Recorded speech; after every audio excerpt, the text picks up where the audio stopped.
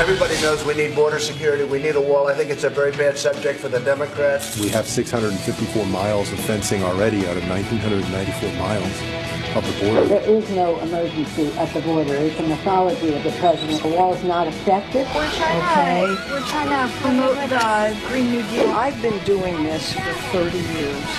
I know what I'm doing. Embattled music star R. Kelly is expected in court today after turning himself into police overnight. He's behind bars in Chicago on 10 counts of criminal sexual abuse charges. The owner of the New England Patriots is charged with soliciting sex. Bob Kraft allegedly videotaped paying prostitutes in Florida. Dow's 9-week winning streak is the longest in nearly 24 years. Bernie Sanders raising nearly $6 million in the first day of his presidential campaign. Bernie Sanders will not win the Democrat nomination. The problem for Bernie is that he's a victim of his own success. Bernie Sanders has so successfully radicalized the Democrat Party. A Texas deputy's sweet game of tag with kids caught on camera. He may have lost, but he won them over. Hold on, I gotta freeze you. Unfreeze you though, right?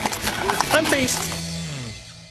News who would walk 500 miles for their fellow broadcaster and team member. It's Griff Jenkins, the most kind and generous individual here. We told you at the top, somebody stole Katie Pavlich's hard-boiled eggs. At 7, we discovered it was a dog. And at 8, Griff Jenkins provided Katie Pavlich with and now we have hard-boiled breakfast, eggs. so we're very Griff, happy. we are not worthy, Griff. So nice. Thank you so much. After my peeps, it's important. It's what you do. Very kind. I'll write you a thank you note. The egg caper has been solved. We're all good. We've solved that. We can move on now. Although we haven't solved the issues that we'll be talking about all week long, and that is, of course, the president declaring a national emergency, Yes, right. and the Democrats saying, well, we're going to vote a resolution against that. Well, Democrats from the beginning have opposed the president on this. He knew that it was coming. Nancy Pelosi, a newly minted House Speaker, she had something to say about it. On Monday, we will send to the Rules Committee the resolution of disapproval of the president's actions. We say that not in a partisan way. We not say it in any political way. We say it in a patriotic way. And notice there, she's in Laredo, Texas, right. On the U.S.-Mexico border, one of the areas where they're seeing very, very heavy numbers, particularly of family units coming across the border there. And so she's saying she's going to vote against this declaration to try and do the president trying to do something about the border on the border. And also one of the areas close to where the president is going to be building that 55 miles of new border barrier that was in the funding legislation that he signed, in addition to signing this national emergency, and again, declaring the national emergency. If you look at that statement, 2 key things to take out from Nancy Pelosi's statement. We say that not in a partisan or in a political way, but if you look at the vote to bring up the vote on Tuesday, it's partisan and political. Well, Donald Trump, the president, is saying he's going to veto it. Will I veto it? 100%. 100%. And I don't think it survives a veto. We have too many smart people that want border security, so I can't imagine it could survive a veto, but I will veto it, yes. Now, the president has on his side, or for justification, the actual numbers near where Nancy Pelosi is standing. You've got 478% increase in the El Paso sector of total apprehensions of illegal crossings compared to last year, and you've got a 364% increase in the family units I was just talking about, even closer to where she was standing in Laredo in the Del Rio sector where we were in Eagle Pass, Texas. If you look at the troops that have been sent, the president is deploying more troops. Now, there's 5,000 troops already at the border. Next week, he will send another 1,000 to start going down there, hoping to have a total of 6,000 by March 1. And, I've spent a lot of time on the border. Obviously, I was there this week, and I have yet to meet an official that works on the border that doesn't want that support because of the heavy flow and the resources already limited they have. Right. And it comes down to that Bill Parcells line. If you want me to make the meal, you have to let me buy the groceries. This is what the Border Patrol agents and the individuals that you are on the ground with want. It doesn't make any sense why there are so many people running counter to what they want when so many of these individuals just 10, 15 years ago wanted the same. The other factor of this is the caravans that we continually seeing coming up through Central America, through Mexico. The troops are there to try and act as a deterrent for that, even though they're not doing any kind of arrest or detainment of illegal immigrants or people claiming asylum. But also, the administration has been focused on fighting the cartels, fighting the drugs. And let me tell you, the cartels do not like it that there are U.S. troops on the border serving as a bolster to Border Patrol, because they then can be in more areas on the border to make sure that those drugs aren't coming across. Of course, and you hear about whether the drugs are coming through the ports of entry or softer spots in between the ports of entry. But the fact is, all the officials say that the wall is a deterrent to slow down whether it's humans or narcotics. And it is amazing to me to continue to hear Democrat 2020 hopefuls say that they're in favor of tearing down existing wall. But we have yet another one. This is Congressman Julian Castro that says it makes sense to him. Listen. We have 654 miles of fencing already out of 1,994 miles of the border. And so would it surprise me if there are places where it makes sense to take some of that down? No. No. It wouldn't surprise me if we take some of it down. You talk to the officials, it's the same message that they are offering every lawmaker, be it Republican, Democrat, or independent, and that is we need three things. We need manpower, we need technology, and we need infrastructure. Infrastructure is a wall. That combination is what allows them to do their job.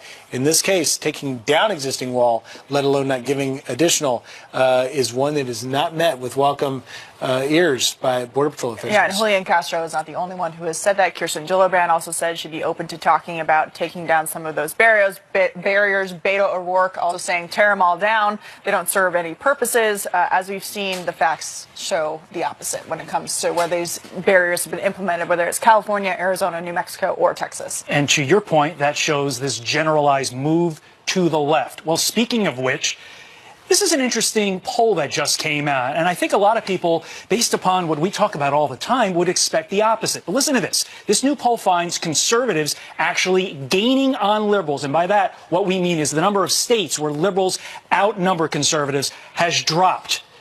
It used to be 9, now it's just 6 states. Let's put up the map so you can see the states we're talking about where still liberals outnumber conservatives. Those states include Massachusetts, Hawaii, Vermont, Washington State, New York, and New Hampshire. But what's curious about this, guys, there it is. Look at liberal bastions that are no longer or not on this list.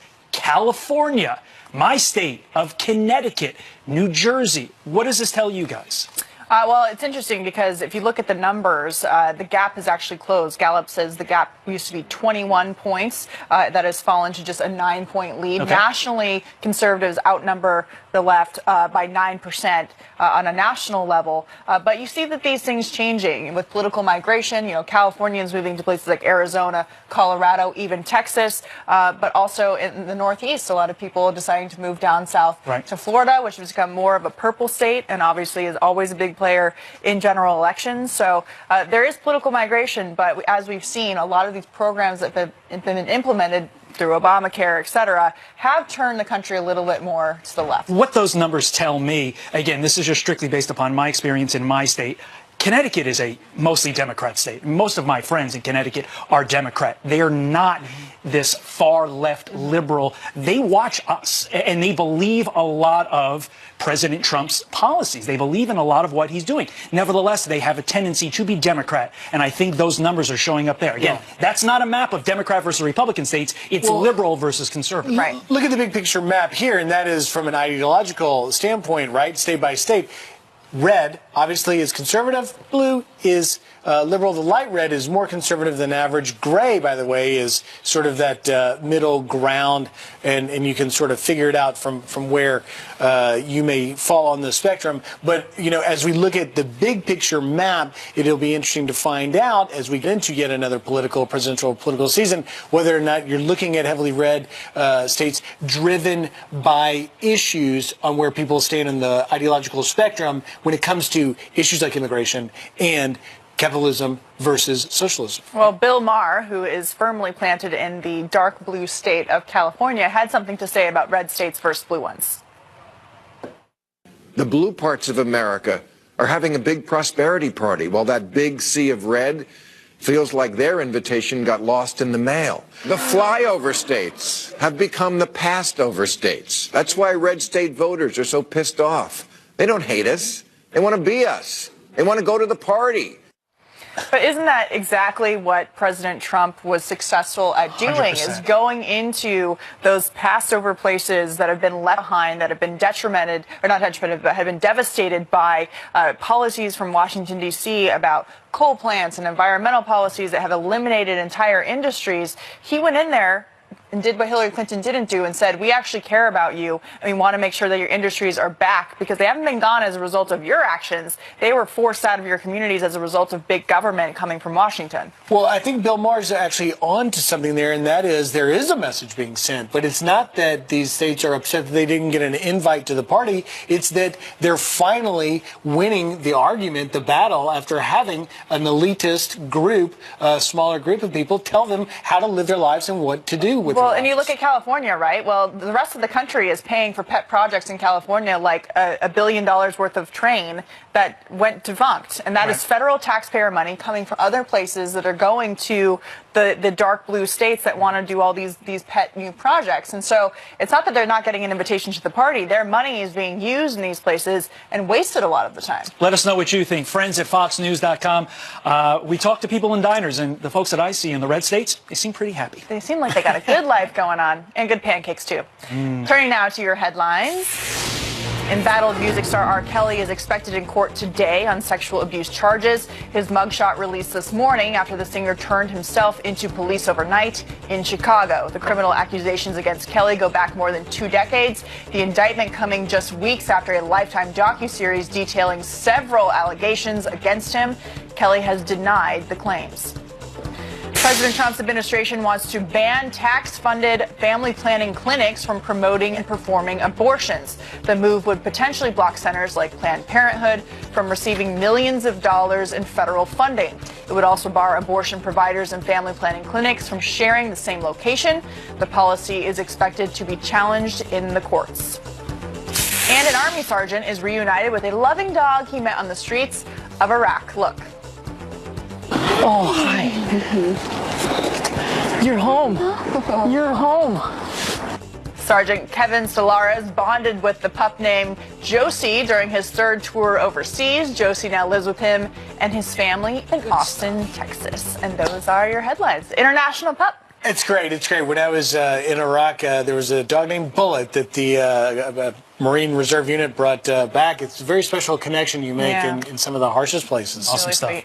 All right, from Super Bowl champ to legal hot water, the owner of the New England Patriots caught in a prostitution sting. The discipline he may face coming up. Plus, Alabama girl turned ISIS bride wants to be brought back to the U.S. But our next guest says the only trip she should get is one to Gitmo. And So what's happening next? Here to react, former staff director for the Senate Foreign Relations Committee, Lester Munson. Lester, thank you so much for being here. Good morning. So the main issue here seems to be the controversy over whether she is a citizen. Her attorneys who are working on behalf of CARE argue that she is. What's your take? Well, it appears that it's possible even the Obama administration didn't think she's a citizen.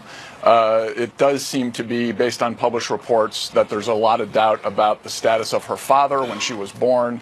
The basis of her citizenship claim is that her father was in the United States. He may have had diplomatic immunity at that time, which means that her birth does not confer U.S. citizenship.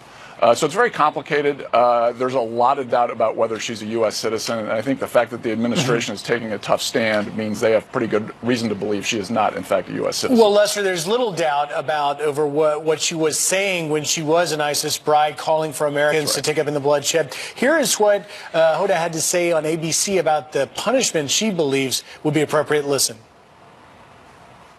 Do you think you deserve a punishment for what you did? Maybe therapy lessons, maybe a process that will ensure us that we'll never do this again.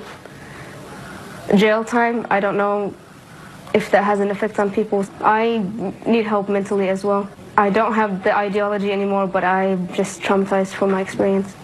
Lester, your reaction? Well, she spent a lot of time in Syria, according to these reports, several years. That's a long time. The longer, and generally speaking, studies have shown the longer people spend with these terrorist jihadist groups, the more likely they are to be totally dedicated to the theology or the ideology involved. So I think we need to take everything she says with a grain of salt. This is a dangerous person. The issue of returning foreign fighters from ISIS is something that affects the United States and all other Western countries. This is a very serious issue.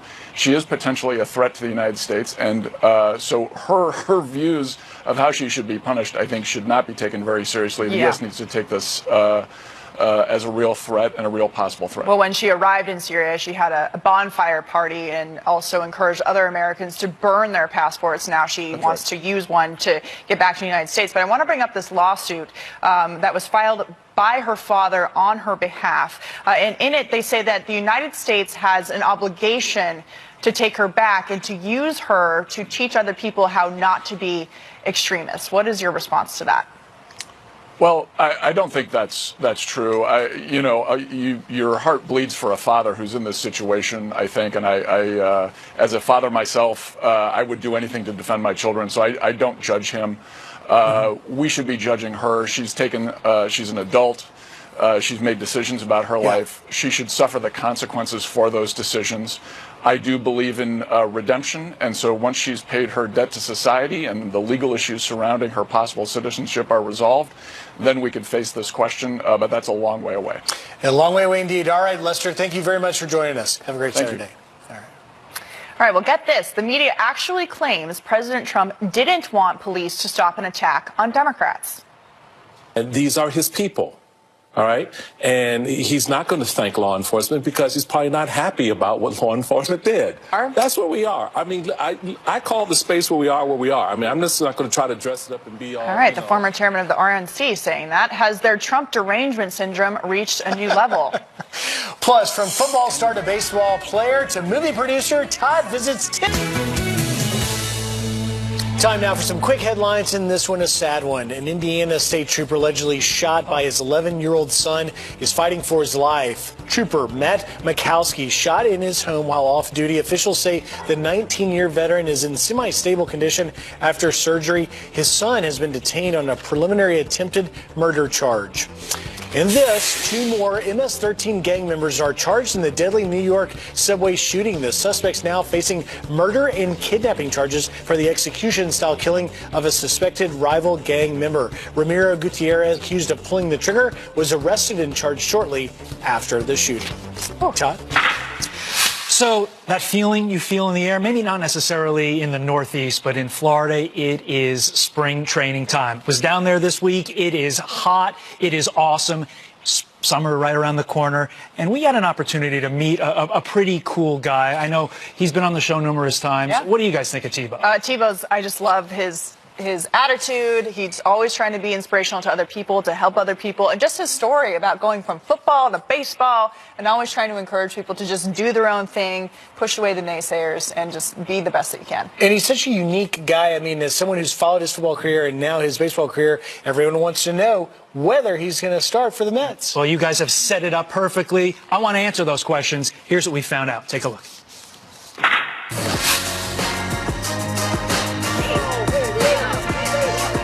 Spring training is here. How does it feel to be back with the boys? It feels really good. Every team has the hope that this is their year, or their minor leaguer is going to come up and help their team. It's only been a couple of days so far, but it's so much fun. I mean, look at this weather. We're playing a great game. I mean, it's awesome. Was there something part of your game right now that you're saying, hey, this is going to be top shelf in 2019? I don't know. I mean, there's a lot of things that we're striving for, but I think it's just in every area to get just a little bit better. That 1% in every area, and when you look back, if you do that, then you've made up a lot of ground. While your colleagues here at spring training camp were practicing during the fall, you have another job. I was college football analyst. Yeah. Put down the slogans because they don't work, all right? You know what works? It's called heart. So you had a unique training regimen when you were on the road. I train everywhere I went and bring coaches with me. But that's part of my life. I travel and speak and share and go on a lot of mission trips, so you find a way to train in those situations.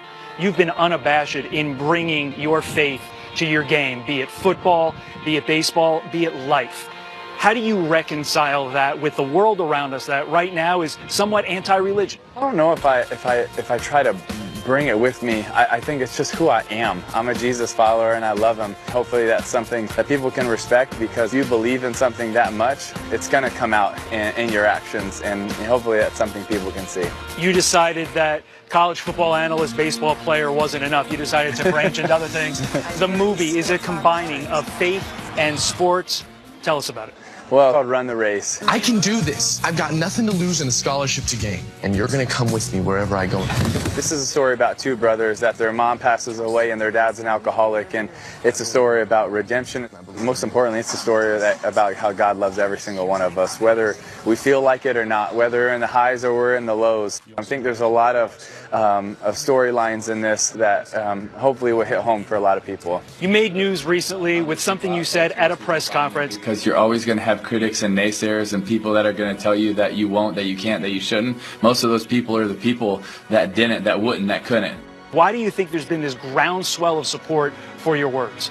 Hopefully it resonates with people. Why am I going to let someone else define me? Why am I going to let something that may or may not happen define me? Even if you don't get back to the big leagues, to the show, it's still worth it for me for so many reasons. One, because I get to do what I love. Two, because I don't have to live with regret. Three, because I tried it, and regardless of what happens, I gave it my all. It's not just about if you make it or if you don't. That's not proving people wrong. Proving people wrong is that I get to go enjoy it every day, and I get to enjoy the journey, not just if I make it here or not.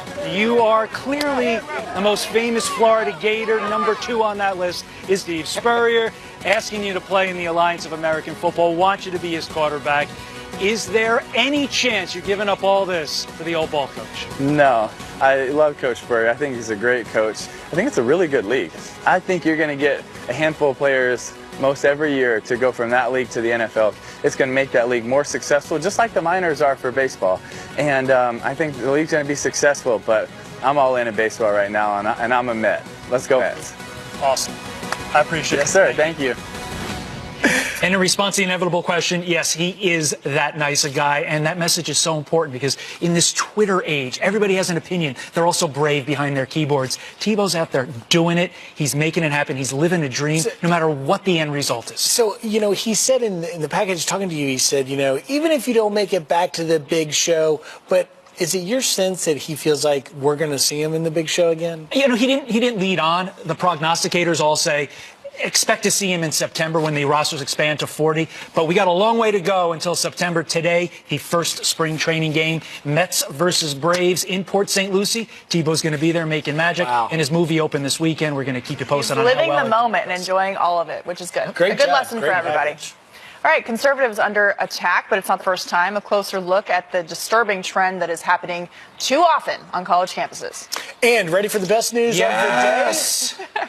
Look at those buckets. I'm going to let it hang out there. You can see it. Let it hang. Bacon is the cheapest it has been in nearly 10 years. We'll show you all the ways you can make that bacon. Here's Todd. Tebow move eating that bacon. That's next.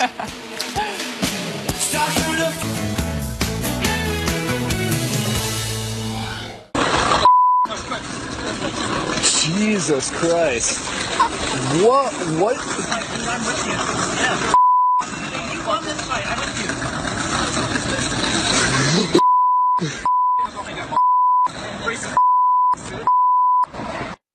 All right, so the UC Berkeley police have identified a suspect who allegedly punched a conservative activist who was recruiting on campus, talking and debating conservative ideas in a public area. The police are not releasing the name of that person or who it is, and there haven't been charges filed yet. But you look at that video, and it's pretty violent.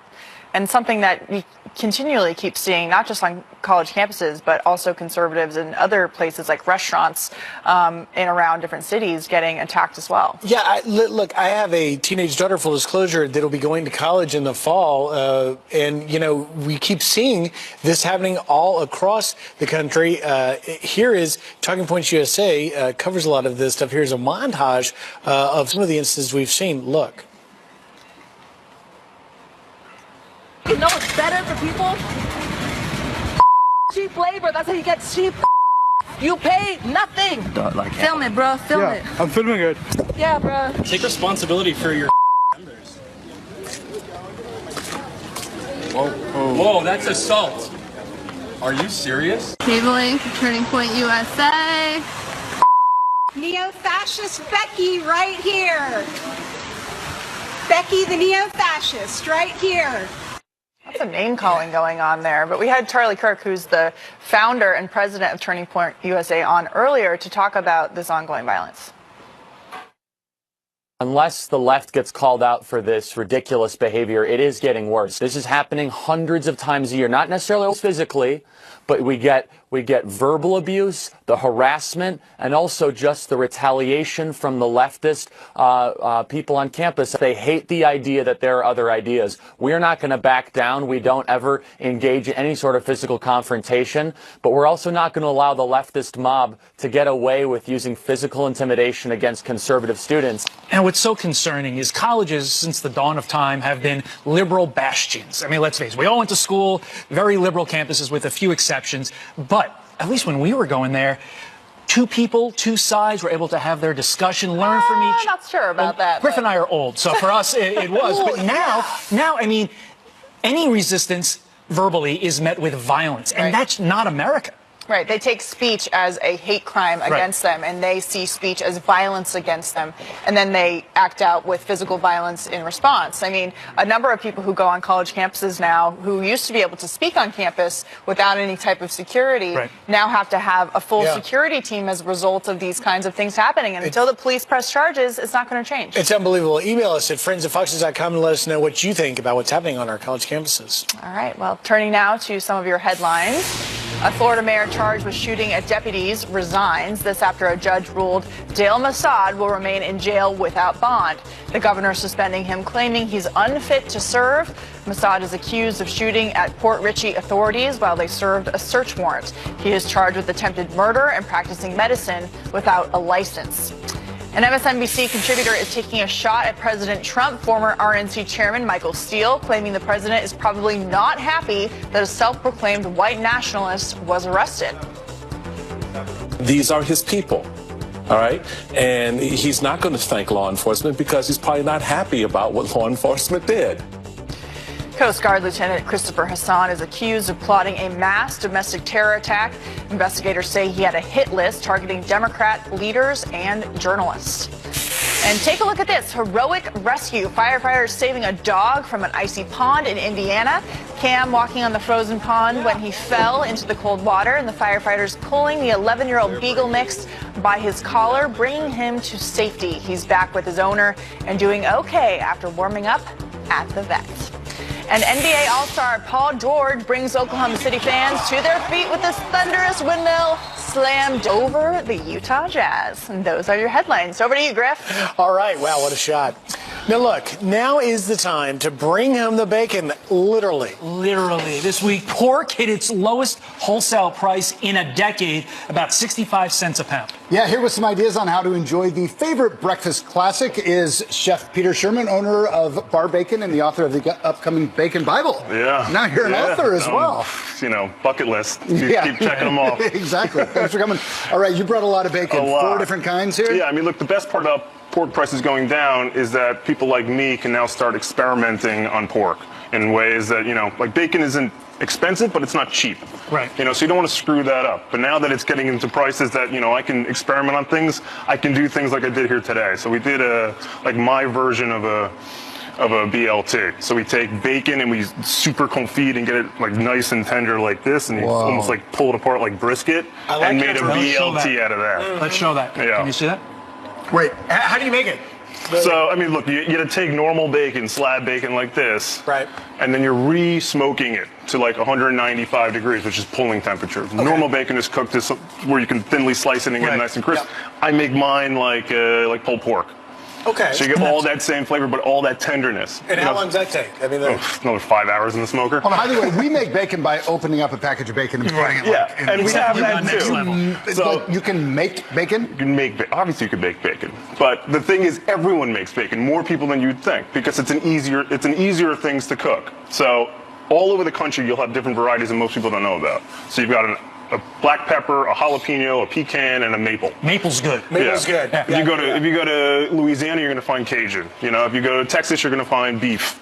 You know, so I mean, bacon is sort of unbelievably prevalent and varietal all over the country, but most people don't know about it. Wow, the jalapeno is good. Yeah. We understand you make an ultimate BLT. Can we watch you make said ultimate BLT? Well, I took this bacon, that we super confit and tenderized, and then I mean, look, just so you can see. Show that to the camera, because that's legit. Is this bacon or thick that's cut. pork belly? Same thing for us? Yeah, so, in the United States, bacon comes from the belly.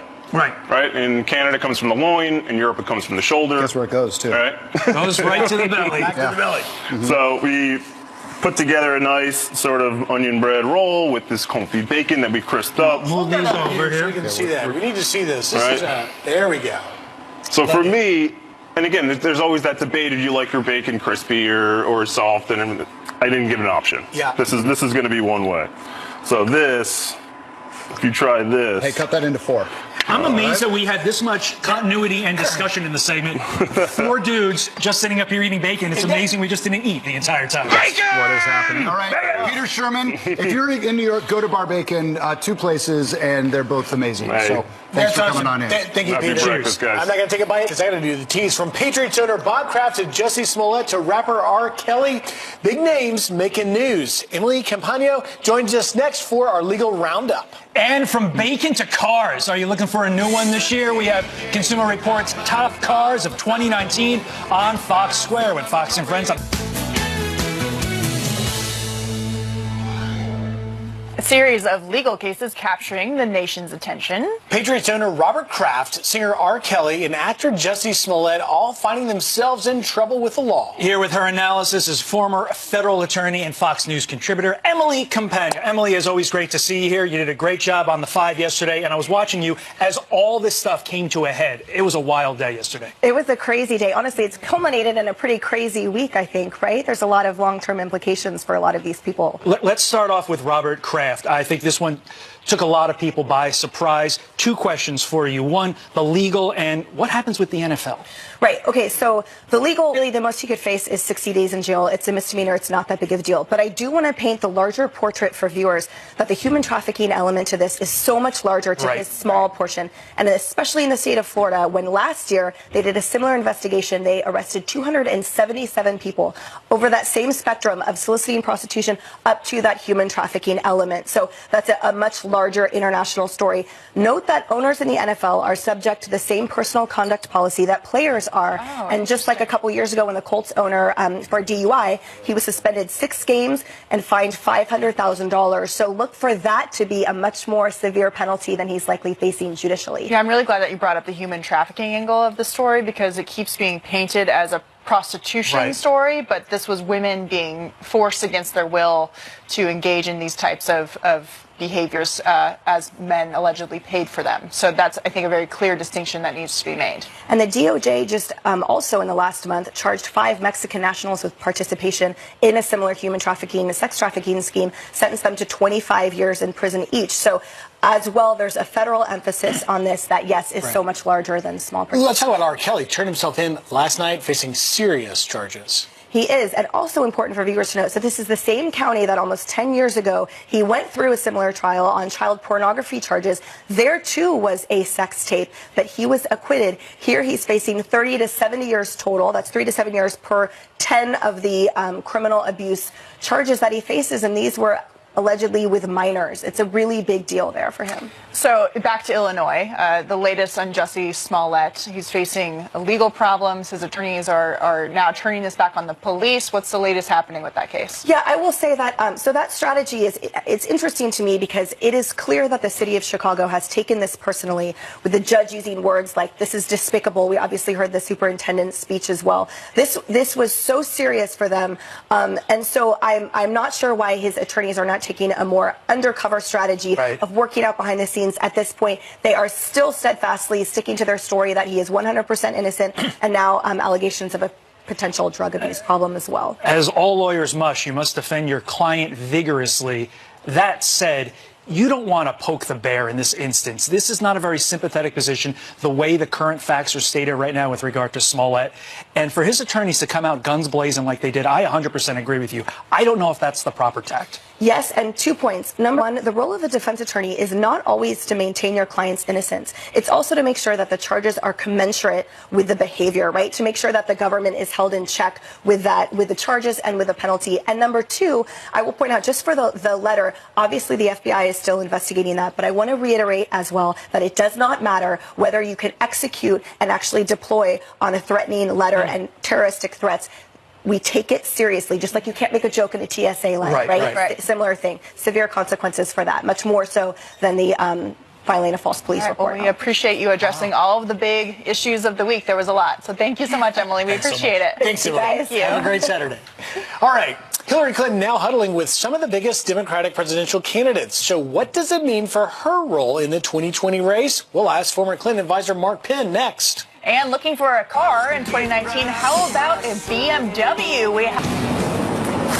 Rev those engines. Looking for a new car this year? We have the best cars for performance and safety right here on Fox Square. Joining us now to break it all down is Consumer Reports writer Mike Quincy. Mike, what is this? I was just admiring this car thinking it is gorgeous. Well, that's the thing. This is the Toyota Avalon Hybrid. This is Consumer Reports' top pick for a full-size sedan. When you're talking about hybrids, you're talking about fuel economy. Consumer Reports test 42 miles per gallon overall. And get this, 52 miles per gallon on the highway, which is incredible when you think about the size of the Avalon. And it feels like a high-end luxury car. Well, that's the thing. When you get an Avalon, you get in and you think, you know, Lexus, Mercedes, BMW. It's a Toyota, about $38,000, well-equipped. This car really rocked Consumer Reports test. All right, well, Mike, I'm going to take this home and I'm going to throw this over to Katie because she's got something else. All right, Mike, this is the 2019 Subaru Ascent, correct? So, yes, Subaru Ascent. This is Subaru's largest model. Subaru really needed a bigger model to fill in the gaps after people graduated from their Subaru Forester or their Outback. This has seats up to 8. It has standard forward collision warning and automatic emergency braking. So can I climb mountains in this car? Just about. It looks like a small SUV, right? Could you call it the Ascent because you're going up, right? The outdoor enthusiast, as myself, would love a car like this, right? This is an excellent model. Subaru really did a good job filling out their lineup with a bigger SUV. Beautiful. It feels like it'll get through some tough snow and mud, so I like it.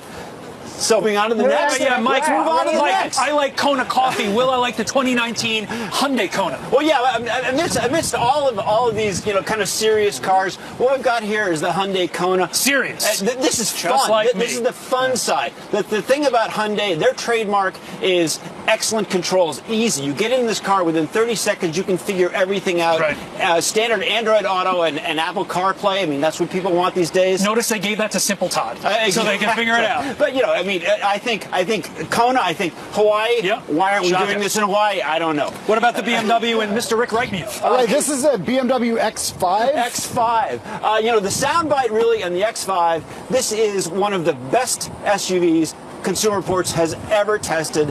This is a luxury car. This is almost like a sports sedan. It has a beautiful interior. The ride is incredible. It's quiet. I love the X5. It looks like a video game in there, by the way. Well, yeah, that's kind of the case with a lot of cars these days. The controls are getting more complicated, and you know that's one of the things Consumer Reports evaluates. How easy is it to manipulate the controls? How much are the driver's eyes not focusing on the road ahead, but on the controls? Well, this is amazing. It's got the New Jersey license plate. It's ready for Todd to take it. Let's do it. Mom, Dad, I got your present. License plate already on it. All right. Mike, thank you so much for bringing all these cars in for us. Yeah, amazing stuff. Drive on out of here.